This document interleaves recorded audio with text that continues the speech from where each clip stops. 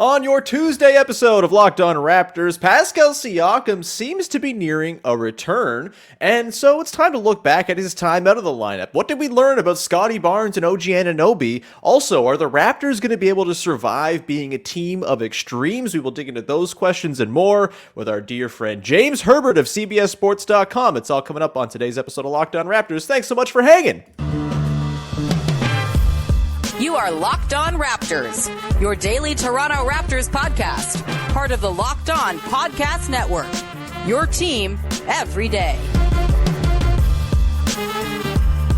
Hey, what's going on? Welcome to episode number 1287 of Locked On Raptors for Tuesday, November the 22nd. I'm your host, Sean Woodley. I've been covering your Toronto Raptors for 9 seasons. You can find me on Twitter at WoodleySean. You can find all my work on various platforms, mostly just through Twitter. So just follow me there. I got my newsletter, post touches you can subscribe to, and all that good stuff. And you can find the show at Locked On Raptors as well. You can also follow, subscribe to, rate, and review the show for free on your favorite podcast apps. And we are on YouTube in video form each and every day, so you can go support the show that way as well. And it's much appreciated. You just hit the big red subscribe button, and you can't miss it. And you've supported the show and done a good service for me. So thank you for doing that. All right, on today's show, we got a lot to dig into with our pal James Herbert, as it seems like Pascal Siakam, per the reporting yesterday from practice, is nearing a return at some point here. Gary Trent Jr. and Chris Boucher as well, seemingly back on the mend from being sick. And so maybe, just maybe, the hellish landscape of the Raptors injury report is about to get a little less hellish. And joining me today to dig into a great many Toronto Raptors questions as this sort of on-hold portion of the Raptors season seemingly comes to an end is our pal James Herbert from CBS Sports.com. James, how the hell are you, buddy? I am great. Thank you so much for having me. Really happy to have you on the show. Before we dive into our Raptors-related questions, should tell you today's show is brought to you by BetterHelp. As the world's largest therapy service, BetterHelp has matched 3 million people with professionally licensed and vetted therapists, available 100% online. Learn more and save 10% off your first month at BetterHelp.com/LockedOnNBA. All right, James, we're going to dig into some sort of big picture questions about the Raptors today. We're going to talk about their sort of world of extremes that they live in and whether that's sustainable over the course of the full season. But as we mentioned yesterday from practice, positive signs and news regarding Pascal Siakam, Gary Trent Jr., Chris Boucher, hopefully more to come today as well, as the Raptors have another off day in this very weird, sparse part of the schedule. Much welcomed for sure. And it seems as though Pascal Siakam is inching towards a return, which will completely change the Raptors team, as we know, because he's very good. It kind of gives us a chance now, though, to look back at the last 8 games, during which the Raptors are 4-4 since Siakam went out, and kind of figure out what have we learned.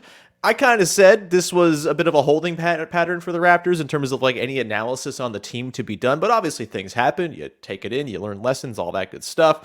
And I feel like 2 guys who we might have learned the most about during this stretch, or at least were kind of front-facing the most, were OG Anunoby and Scottie Barnes. Let's start with OG, James. What do you think we've learned about Anunoby over the last 8 games? He's averaging north of 20 points in this stretch. He's obviously just an incredible defensive player, ripping balls out of John Collins' hands and running the other way and dunking it seemingly every time he gets a chance.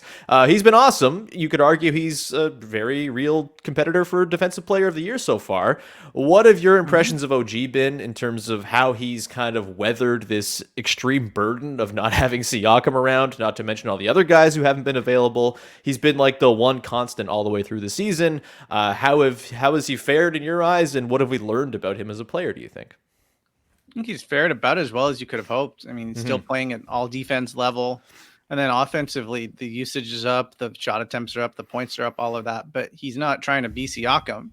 Yeah. And that is, I think, what you want if you're the Raptors. I thought kind of at the very beginning of the season, the way OG was playing on offense was like a bit of a mixed bag. He was trying to create a little too much, just one-on-one, get into his mid-range game, that kind of thing. And they're kind of throwing possessions away doing that. You still see like a little bit of that in his game, but for the most part, making quick decisions, really like bulldozing his way to the paint, taking open threes and all that kind of thing. But a lot of the time he's like attacking a defense that's already been bent. He's a guy that if he gets a step, then it's really, really hard to keep him away from the basket. And he has a lot of athleticism. He has a lot of quickness. He has a ton of strength there too. So like once he gets a full head of steam, I mean, it's kind of over. Mm-hmm. And the way that he's piling up these points shows, I think, kind of what the ideal role is for him. I don't know that the just pure number of shot attempts will be the same when Siakam comes back. It shouldn't be. Mm-hmm. But he can still play this style of basketball. And this is like, exactly, I think, what the Raptors want, need. And is that the pathway for him to make an all-star team or win most improved player or all this other stuff? Like, I don't know. Because I don't know that the volume is going to be there. But I think just in terms of him establishing himself as, something close to like a sub all-star level, I guess. Something that's way more than a role player, but not quite a traditional conventional star. This is kind of it. Yeah, I mean, I've made the point before that his kind of ideal role within the Raptors offense is the Pascal Siakam role from the title team. He's very efficient. He shoots a lot of catch and shoot threes. Obviously, he's got a bit more of a 3-point bag than Siakam ever did, which is obviously huge.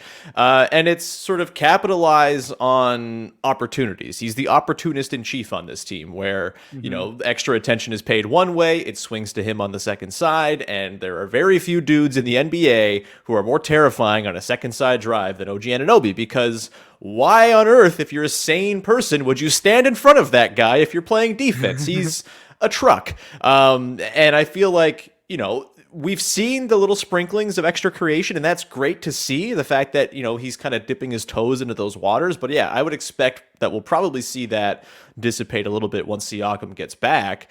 And I think that's a good thing. It kind of puts everybody kind of into their role. And look, the thing about Pascal Siakam, dude sees a lot of detention, and like that leads to lots of good looks for everybody else.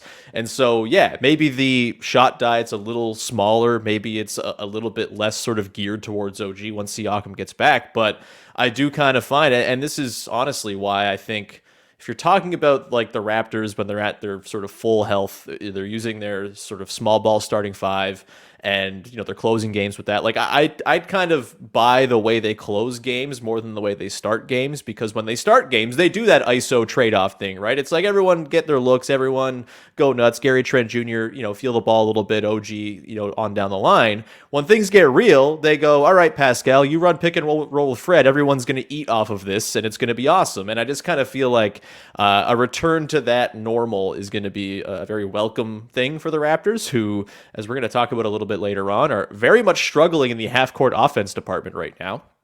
And you would have figured that sort of having everyone slide back into their preferred roles will be very helpful. Let's quickly hit on OG's defense for a sec here. The offense has obviously been the thing that has been sort of expanded upon since Pascal went out. But OG obviously remains a monstrous defender. Obviously, I feel like Raptors fans are very attuned to how amazing he is, and you watch the whole league with a very close eye, so I'm sure you are as well. But just sort of the outside perspective, is it insane for Raptors fans to be firing up the Defensive Player of the Year campaign for OG? Not everybody's watching around the whole league all the time. You can obviously kind of hang on to your own guys and build your cases around them, and think it's hilarious that anyone would suggest that the guy on your team is not the best. But is it like a real case to you, as someone who observes the league and kind of has a keen eye on everything going on, that OG actually should be in that conversation?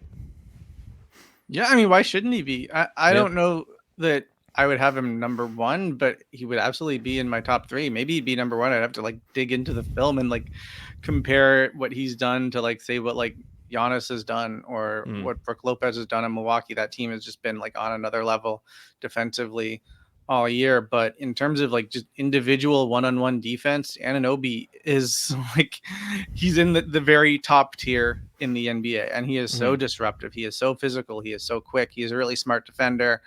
I think, you just look at the steals numbers and the deflection numbers. He's been at the top of those two categories all season long. He starts so many fast breaks for a team that is utterly dependent on fast breaks happening. And I think, just obviously in terms of just one-on-one against star wings, even against quick guards, even like if he switched on to big dudes, like he can just hold his own against virtually anybody. And then you also like you will see him off the ball, like just playing passing lanes and being disruptive that way as well. I think he'll always be like, a guy whose biggest strength defensively is just sticking him on a guy and saying, go like make his life hell. But it's not like he is a bad off the ball defender or anything like that. He is helpful in that way. And I think that is an area where he's improved over the last few years too. Sure. Because I think sometimes when you would see, the Raptors are going to do a box and one and put OG on somebody, it's like, this is partially because OG's like insanely good at that. And partially because like, he can't make a mistake off the ball if he's just locked into this one guy. And like now I think that even that stuff has come along too. Like he doesn't really have any defensive weaknesses at all anymore. Yeah, he's a freak. It's amazing. He's so fun to watch. And honestly, I'm kind of excited for him to be able to kind of expand those horizons again a little bit once Siakam's back. Obviously, he's still been amazing while Siakam's been out, but like the steal numbers have kind of fallen off that crazy start where he was picking up 3 or more in every single game. And I do wonder if like just having Siakam back, having just guys who you trust to play defense back, maybe gives him a little bit more agency to, jump those passing lanes a little bit more often, go for the steals when right now he's maybe playing a bit more of a conservative style so as to not compromise an already kind of compromised team. We're going to continue on here, James. We're going to talk about Scottie Barnes coming up in just a second. He's been a lightning rod of criticism and scrutiny from fickle and I think kind of foolish Raptors fans. We're going to come back on the other side and dig into Scottie's time sans Pascal Siakam, as it figures things are going to get easier for him once Pascal gets back too. We'll get to that in just one sec. Before we do that, though, got to tell you about our friends over at Turo, a new sponsor we have here lately on the show. It is the world's largest car-sharing marketplace. With Turo, you can book any car you want, wherever you want it, from a community of local hosts. This is great. If you're someone who likes to travel but doesn't like to drive to the place where you're traveling, this is the way to go. For example, I'm planning to go to New York in March. We're kind of planning a little trip, going to go see some museums, going to go see some culture and art. Maybe I'll see James while we're there. And we're probably going to drive. But my thinking is, why would I drive when I could take the train down, take the choo-choo, and then get a Turo when I'm in the city for the times that I need it? You probably don't need it all that often once you're actually in New York proper. But if we want to go expand our horizons, drive up to Albany or something like that, we could always use that Turo rental. Go and check him out right now. Book a spacious SUV or minivan for a family road trip. Get a classic or luxury car for a special event, birthday, or holiday. Find affordable economy cars if you're on a budget and just needed to get from A to B. You can test drive that new electric vehicle you've had your eye on as well. Many Turo hosts can even deliver the car right to you. That's fantastic. Every trip is backed by liability insurance. Terms, conditions, and exclusions apply. Forget boring rental cars and find your drive at Turo.com. That's Turo. Go check him out. All right, we are back with James Herbert, the man who will be hosting me and my wife in New York in March. He just found out about this. I kid. You don't want me in your house. Let's continue on here, James. Oh, Scottie, apartment. Yeah, look, I don't know. You got the bougie CBS. I don't know. I figured CBS is just raining homes upon you. Let's move on. Let's talk about Scottie Barnes. He's very good. He's also had some struggles, ups and downs, things like that. The game against the Hawks was kind of like a lightning rod game. I think he was really, really good for 3.5 quarters, rolled his ankle, missed the end of game shot, was largely responsible for the final play in the AJ Griffin bucket, even if I kind of understand everything that went wrong on that play. And I'm willing to chalk it up to mental exhaustion for 5 guys who had just played a whole lot of minutes in a row. Either way, Scottie Barnes has not taken the sort of clear, obvious leap I think a lot of people anticipated for him coming into the season. There have certainly been things that have improved. I think the playmaking is at like a different level this season. He's racking up like kind of as a baseline like 4 or 5 assists every time out. He can seemingly get to the rim whenever he wants, but it's been a little bit of a situation of does he want to, and is he going to settle for jumpers, that type of thing. The true shooting is down. The 3-point shot was crazy hot to start the year. That's fallen off mostly since Pascal Siakam left. I don't think that's a coincidence, but James, talk some sense to the people who are worried about Scottie Barnes. I don't think normal people are worried about Scottie Barnes, but what's your sort of impression of his first fifth of his second season been? Is there any sort of change in the way you view Scottie Barnes and what his ceiling can be, things like that? Or is a lot of the struggle to you a combination of you're young and a second-year player and things are hard in the NBA, and also Pascal Siakam being out can't make it easier on anybody? Or is there something else maybe that can explain what's going on with Scottie Barnes and his uneven play so far to start the year? I think his ceiling remains almost limitless. His ceiling remains superstar. He still shows flashes of being that guy. Has it all come together in his second year? No, I don't know who was expecting that to happen right away. I still think over the course of the year, you'll likely see the efficiency go up. I think you'll likely see, ideally the team gets a little healthier and he can settle into more of a consistent role. But at the same time, one of the virtues of Scottie Barnes is that his role can scale up and scale down depending on not only who's available and on his team, but on who the opponent is, what defense the opponent is playing, like what the team needs from him at any given moment. He's not a guy that needs to dominate the ball and be the number one playmaker, but he can go and be that guy.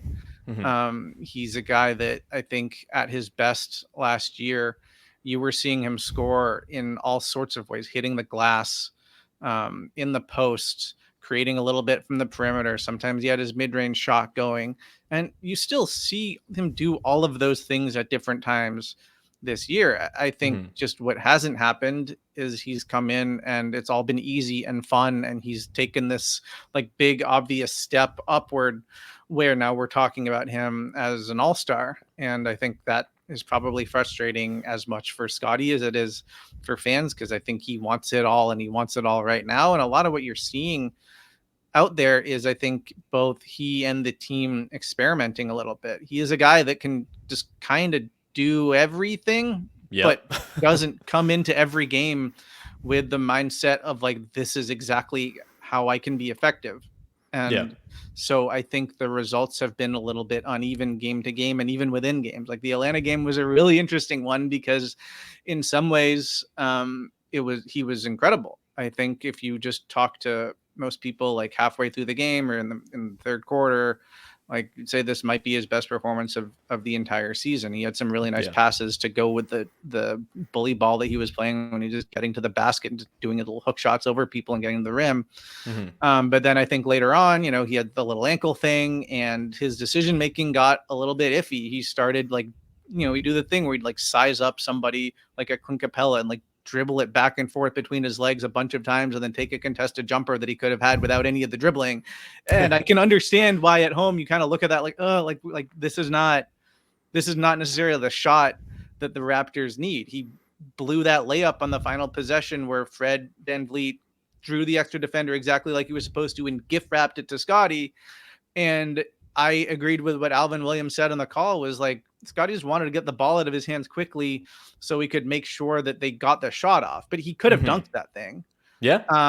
And I think, it got down to like pressure time in overtime, and there were some possessions there that were questionable as well. And whether you want to chalk that up to he had hurt his ankle a little bit, he had played a ton of minutes, or the Hawks defense was ratcheted up and it was like a difficult environment. Like, I don't know. But I would say all that says to me is like, it was imperfect. It was still an encouraging game overall. And to me, just from my vantage point, it was hilarious to look at the box score after and be like, this man took 29 shots. I had this like long feature on him last year. All these people were telling me how it was such a like long-term project of making him realize that he needs to be aggressive himself and look for his own shot so he could open up opportunities for other people. Well, I think he's learned that lesson. So that's good. Like that's what they need, especially right now when they're playing with 7 guys on Saturday, right? Like they need him and OG, but probably mostly Scottie, because he's like the guy who can get to his spots the most, and I kind of trust his touch and close the most of any of these guys, even if it's been a little uneven to start this year. Like that's what you need. And I had no problem with him emptying the clip, and most of those misses again came after the ankle thing. I don't know if you can totally chalk it up entirely to the ankle, but also it's obviously you're hurt. That's going to be a thing. The fact that he came back in the game was stunning to me, frankly. the idea of him being good at a lot of things and kind of able to do a bunch of stuff. Like they've tried him out as point guard. They've played him as like a typical sort of creation heavy wing. They've played him as a center. And I've actually kind of liked the rim protection stuff we've seen from him this season in small doses. I think that's been a pretty notable improvement defensively, even if the perimeter stuff is kind of waxed and waned. I, I guess last year when they kind of threw Scottie into all these different positions, I thought this is great. Like they're not sort of trying to channel him into being one type of player. They're just saying, do all the stuff. And he was pretty good at all the stuff. And he learned how to do all the stuff as the season progressed. And I think got more comfortable doing all of the stuff. At what point do you think it's time to stop having a guy do all this stuff and maybe kind of focus on a particular lane? Like, or is there a time for that? I guess my question is there a point at which the sort of Scottie the generalist, the way they've kind of had him do all these sorts of different things, wear all these different hats, is there a point where that impedes development and makes it so you're going to be pretty good at a lot of things but not great at one thing? What's your sort of view on that, and is there a time in the future here for the Raptors where they're going to have to kind of decide what position Scottie plays? I know deciding what position anyone plays is not a Raptors thing at all, and I see you shaking your head. I think I know where you're going with this one, but I think it's a worthwhile question considering the fact that he has been asked to do a whole lot of different things, and I think it's still kind of an open question as to like what end game Scottie ultimately looks like.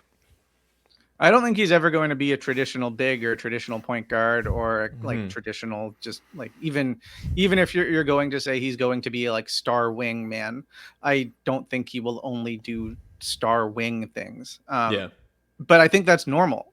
Like, what is Luka Doncic's position? What is Jimmy Butler's position?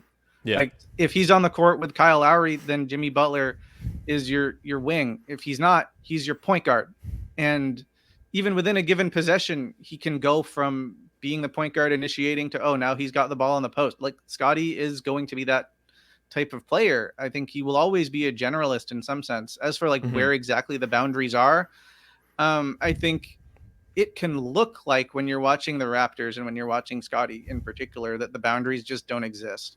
Right. And I understand that, but I don't think that's actually the case. He is not coming down and just jacking pull-up threes over contested hands. He is a guy who has different priorities when he's on the court of like where his spots are, where he wants to get to.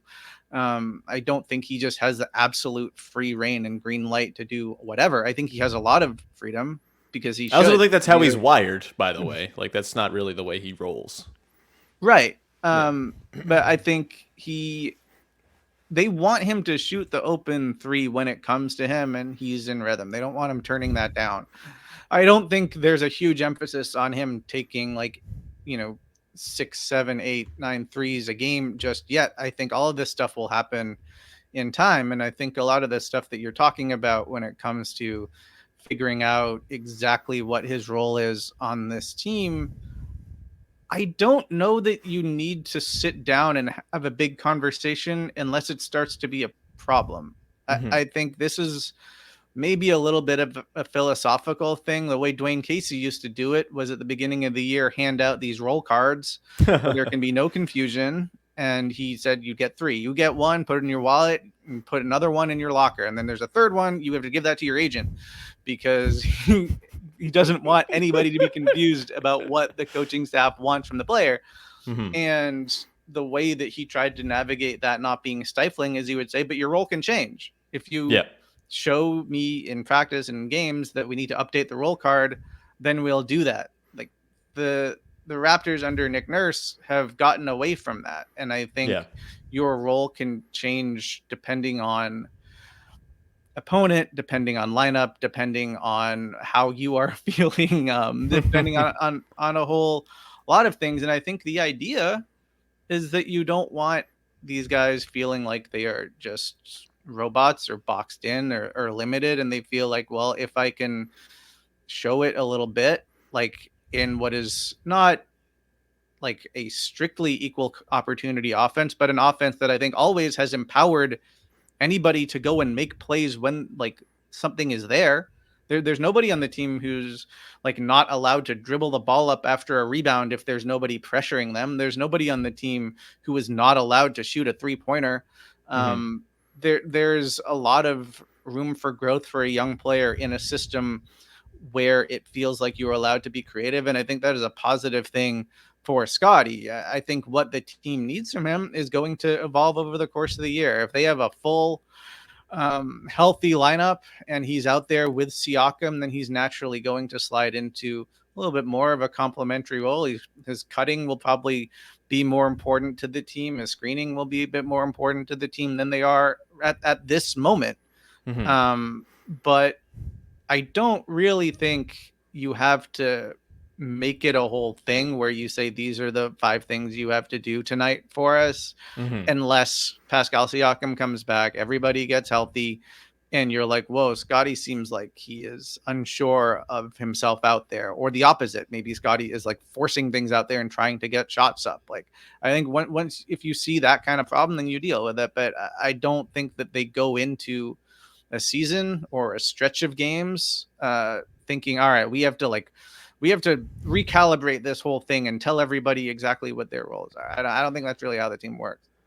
Yeah, and I think with a guy like Scottie who can do so many different things, it would be silly to like cut off any of those tendrils of his game, right? Like the malleability is a feature and not a bug. And what's going to happen is you're going to run into mistakes because he's trying to do a whole lot of things. And there's just going to be times where it doesn't all work out perfectly. And that's entirely fine for someone who is 21 years old. And still, even in games where he doesn't look so hot, has like 3 or 4 flashes of like, oh my God, this guy is barely even real. It's unbelievable. Yeah. And I also think like it really can't be understated, the importance of Pascal Siakam and how much he makes everything easier for everybody, how much he opens up the transition game, which is a place where Scottie absolutely shines. Like it's going to be easier for everybody, probably mostly Scottie. More than anybody else once Siakam gets back, which is hopefully very, very soon. Can I do a quick rewind here? Yeah, please do. So I want to go back to Dwayne Casey's last season as coach when Nick Nurse basically the culture reset, baby. There you go. Redesign the offense. And what was the point of that? The point of that was they wanted to get better quality shots. They wanted to get up a bunch more threes. They also wanted to pass the ball more. And they wanted to relieve some of the pressure on, at the time, Lowry and DeRozan.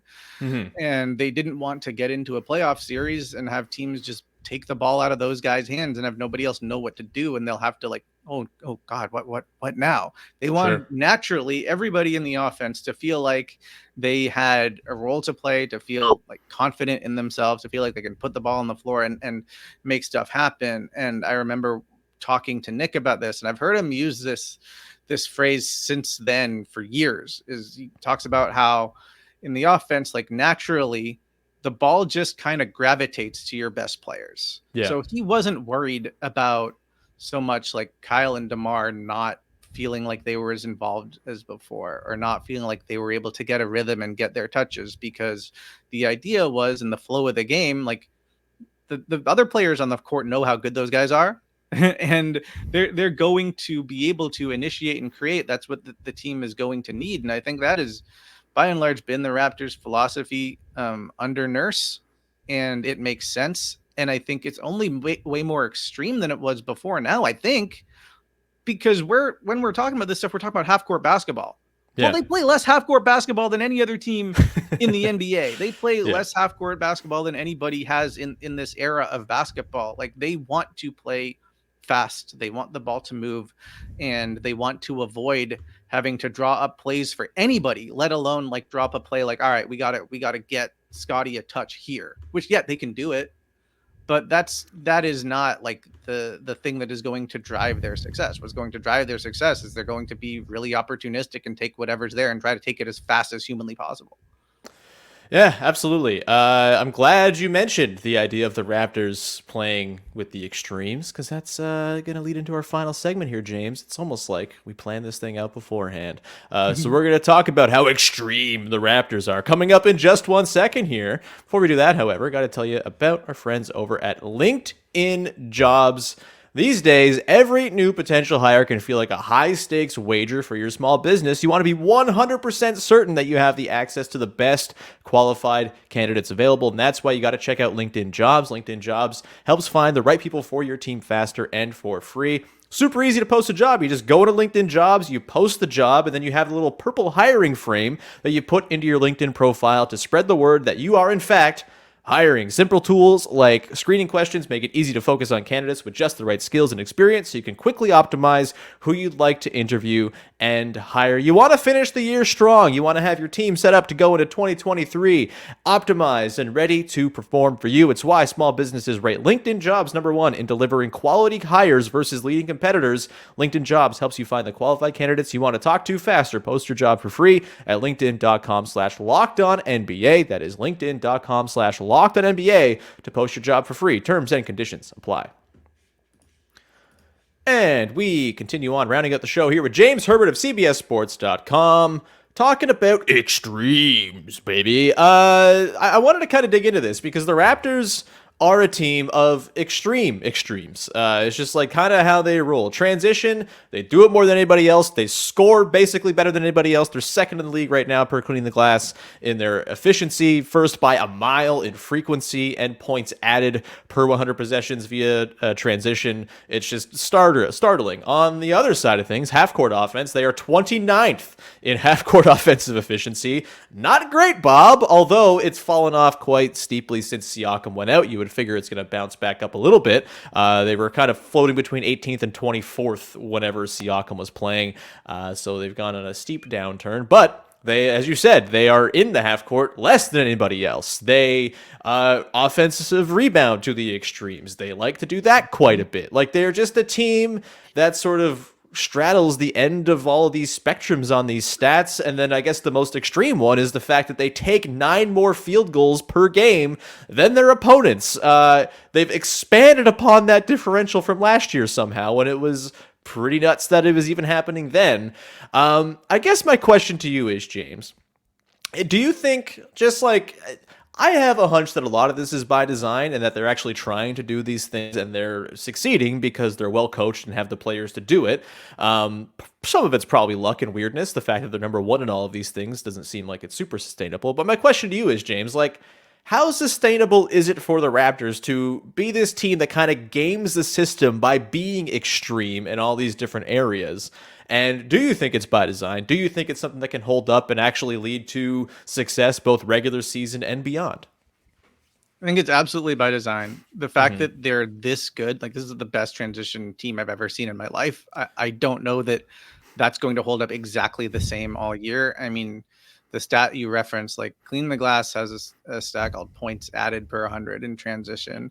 That, like, takes into account the two things that they've been incredible at, which is like frequency and then how efficiently they score. And they're at like plus 5.9 per 100 this year. Last year was plus 3.6.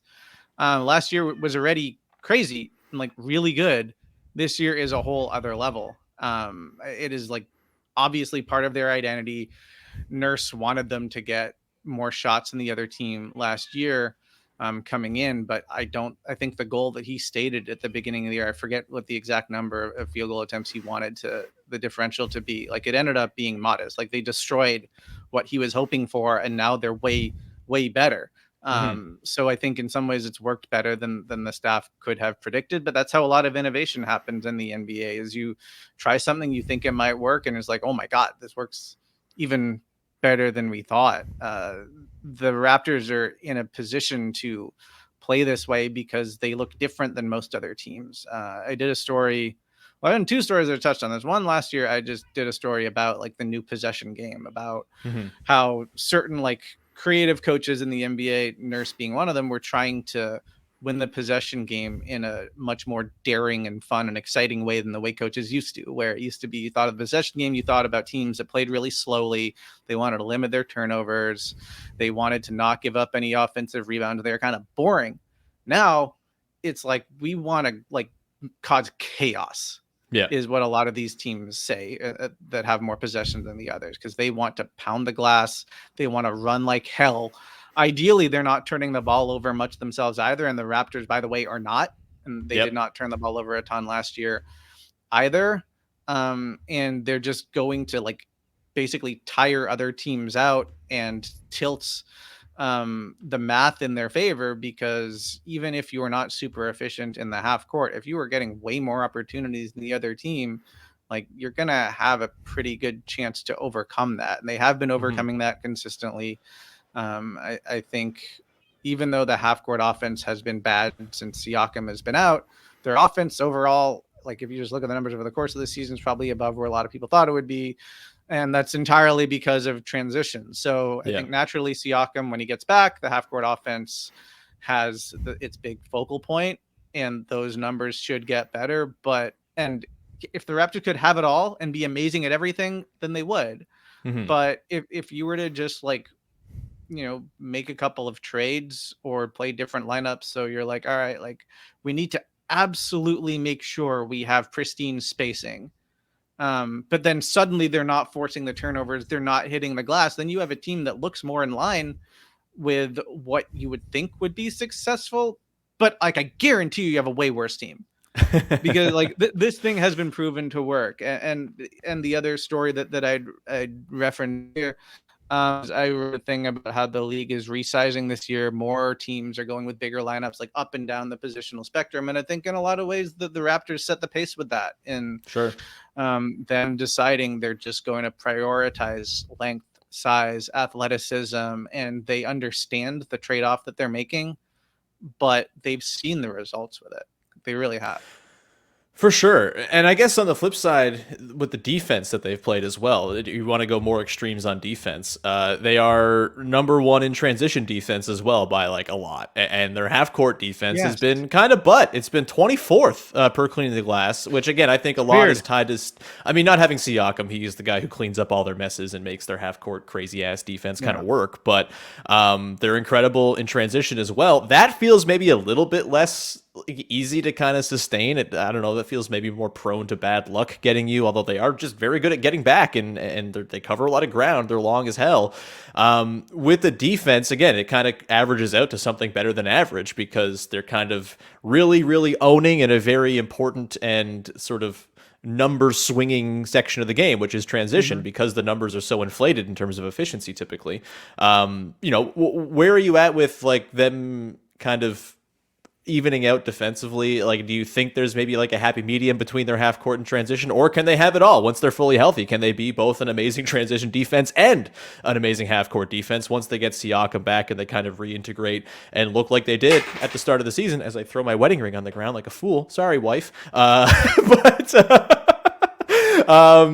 yeah, just like where are you at with like the extremes on the defensive end, and whether there's like a sort of happy medium for them to find there as well? I think they do have the personnel to be an elite half-court defensive team, and we've seen them be there in the past. Probably some of that is the Siakam thing. I also I sometimes wonder about the noise in the transition versus half-court, how that is all calculated. Because sometimes it's like, well, is the semi-transition possession counting as transition, or is it counting in the half-court? Is that just based on like how quickly that shot happened to go up, and if it were like 1 second later, it would have been the other category, whatever. Like, it's a little messy. I think the defense has been really good in general. The half court defense numbers are a bit surprisingly low, but then again, like they've had to kind of get through this stretch, not just without Siakam, but like there's been other injuries as well. Like when Precious Achiuwa has been out, sometimes Boucher's out, sometimes like even like Otto Porter's a guy that he's not like one of their better defenders, but he's a stabilizing guy who's not going to make a lot of mistakes. He's long. I think he's a solid defender in a team concept too. They've just been having to kind of plug holes, especially with the second unit. They weren't known as like a super deep team heading into the season anyway. You've seen some lineups with like Malachi Flynn and Fred VanVleet where suddenly they're not this like enormous team across all 5 positions or 4 of the 5 anymore. And that's going to change how you play defensively in the half court. But I think what's super weird, just looking at the numbers, is that they've been better at transition defense in terms of that stat we referenced earlier, the like points added this year than they were last year, while giving up more transition opportunities. Like the frequency has gone up a little bit, but they've just gotten the stops anyway. I think some of it is just, you look at their personnel, like they're long, they can cover ground, they can get back. Teams might try to push against them, and then all of a sudden, oh, there's Fred VanVleet coming from behind, just like getting his hands on the ball and knocking it off your knee. Or there's always like, hearing footsteps. Yeah. yeah. And you know, like, it's so weird that my mind goes to Fred first, because he's like 6 foot nothing and he's not a chase down block guy, but he chases guys down just in a different way. But then, or it might be Koloko or Anunoby or Barnes or whoever it is. Like, we have seen those guys make crazy defensive plays in transition. So I think that is something they totally have going for them. I think also sometimes the Raptors, and this is something I had in that piece that I referenced, the resizing piece. There's something Jamal Mosley, the coach of the Magic, said to me, is like, you can put pressure on the other team by crashing the offensive glass. So they think they have to send more bodies to the boards, and then they're not leaking out and getting easy buckets in transition. And I think the Raptors, more than any other team in the NBA, aside from perhaps Memphis, have made offensive rebounding a part of their identity. Mm-hmm. So teams are coming into these games thinking we have to keep these guys off the offensive glass. And guess what? If you're sending a whole bunch of guys in there to do that, then it's hard to like just get those like 1-0 layups on the other end. Mm-hmm. So I think that is a part of the math that I hadn't personally considered until very recently, but I think that's definitely like part of this conversation, is how the hell are they doing this when everybody thought you had to make a trade-off? Like, the Raptors don't believe in that trade-off, and they never have. Yeah, their whole thing is we're long enough to like not have to trade off anything because we can cover all the ground and do all of the things. And I mean, it's working pretty well. I don't know. They're such a weird team, man. I love it. They're like, I could talk about this weird team for days, and I guess I do that every day of the week. Do? So I do. I can and do. But I could talk to you, James, about this team for days as well. We don't have time for that today. We will have you back on again, I'm sure, in the near future, as we like to work you in as often as we can here, James. We're going to wrap it there. Thank you so much for being on. Anything you would like to promote for the good people out there? Yeah, sure. So I've written a few things this year that might be of interest. One is that the NBA is resizing piece. I think the headline was from small ball to tall ball on CBS Sports. I wrote a profile of Jose Alvarado that quotes Fred VanVleet extensively. Hell yeah. That was a really fun conversation to have. Like, Fred watched Jose's pre-draft workout for the Raptors, and was like, you know, I saw a bit of myself in that guy, and has followed his career, and is, you know, that was just like a cool conversation to get his perspective as somebody else who came up undrafted and is trying to do the same thing that Fred did. And I had a little bit of a feature on Shai Gilgeous-Alexander's defense go up a week and a half ago. So if you want some CanCon, there is that. I mean, that guy is like in the freaking MVP conversation now. It's really wild. We don't gotta get into this right now, but he is single-handedly making me like the Thunder, which I don't like. Damn right. We have had plenty of texts about this. You can. I'm gonna turn your little stupid smile off now. We're gonna wrap the show. That's going to do it. We'll be back tomorrow. It's another Whatevs Wednesday with Katie Heindel as we look ahead to the game against the Nets tomorrow. And we'll probably come up with some sort of fun little gimmick, as we usually do with Katie. Later in the week, I'll break down the Nets game on Thursday. And then, who knows, maybe some kind of guest for Friday that we have yet to book. We will wrap it there as, and there we go. Jarrett Allen. Man, Jarrett Allen on the Nets. Wouldn't that be cool, huh? For the video crew, James just held up his Jarrett Allen gnome bobblehead, which is a really great piece of is it a bobblehead gnome, or is it just a gnome? Is there It doesn't bobble. It doesn't bobble? Fair enough. Well, either way, he should replace the Expedia gnome, or what? The Travelocity gnome? I don't know. We're not sponsored by any of these companies. Let's stop mentioning them. We're going to wrap it there. Thank you so much for tuning in. We'll talk to you tomorrow. In the meantime, go listen to Locked On Leafs. Make it your second listen of the day with Mike and Dave breaking down a loss in overtime to the Islanders last night, which kind of stunk. So go check that out, as they will make sense of it all. And that show sure does not stink. James does not stink either. We'll talk to you again soon, buddy. And we will talk to you, listener, tomorrow. Bye-bye.